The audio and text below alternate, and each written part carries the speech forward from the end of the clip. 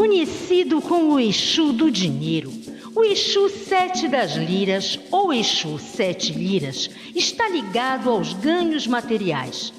Apesar do Rei da Lira se apresentar como Exu, suas características originais o ligam à encantaria e sua história é muito pouco conhecida.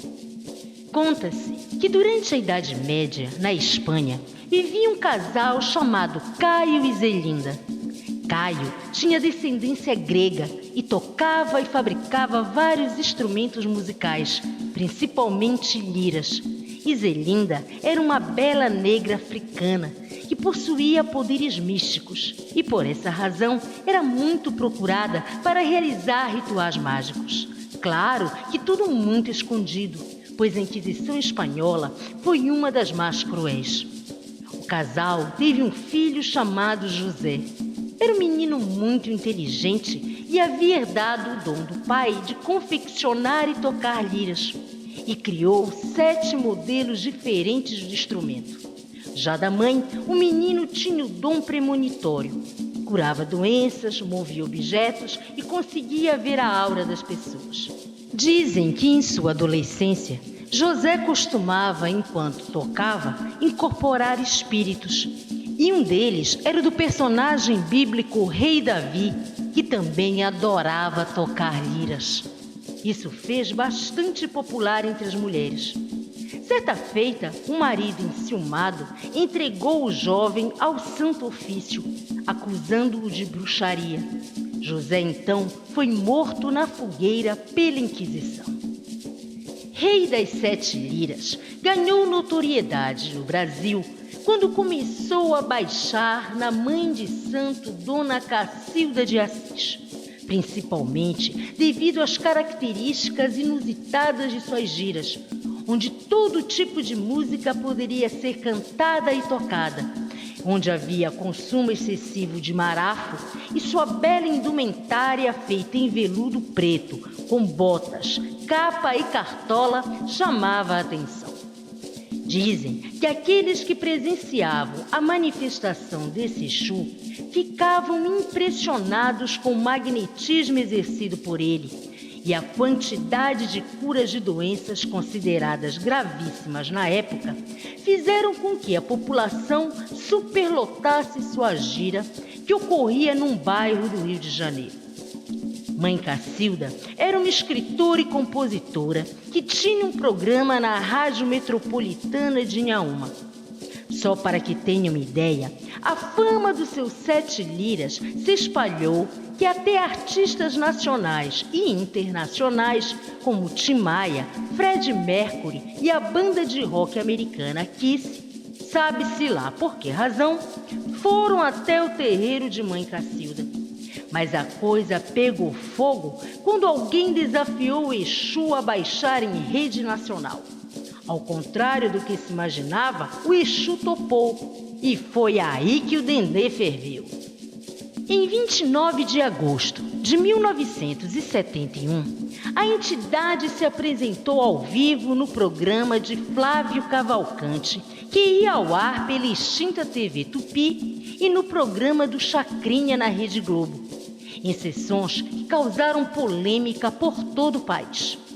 Contam que o poder do Exu 7 Liras é tão forte que alcançou até aqueles que não estavam na roda. É o caso de um babalaô de São Gonçalo que, mesmo estando em sua casa, concentrou-se tanto junto com seus filhos de santo para dar força ao Exu que um deles abandonou a sala e em seguida ouviu-se um tiro.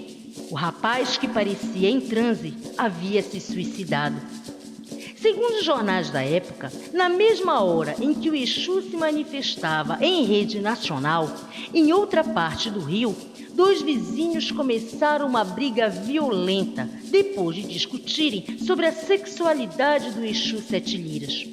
Um deles entrou em casa, apanhou um revólver e disparou várias vezes contra o outro, que foi internado em estado grave. Incorporada pelo Exu, seu 7 da Lira, Mãe Cacilda transformou os programas num verdadeiro ritual de quimbanda dos brabos. Não se pode asseverar que o Exu estivesse presente ali, Mas a verdade inquestionável é de que algum poder sobrenatural tomou conta das pessoas naqueles programas. Pois cantores, seguranças, câmerasmens, contra-regras, todos entraram numa espécie de transe. Após rodar a gira na Tupi, ele, incorporado em Dona Cacilda, seguiu junto com seus cambones para o auditório da Rede Globo, onde ocorria o programa do Velho Guerreiro. E o mesmo poder tomou conta das pessoas que estavam no estúdio.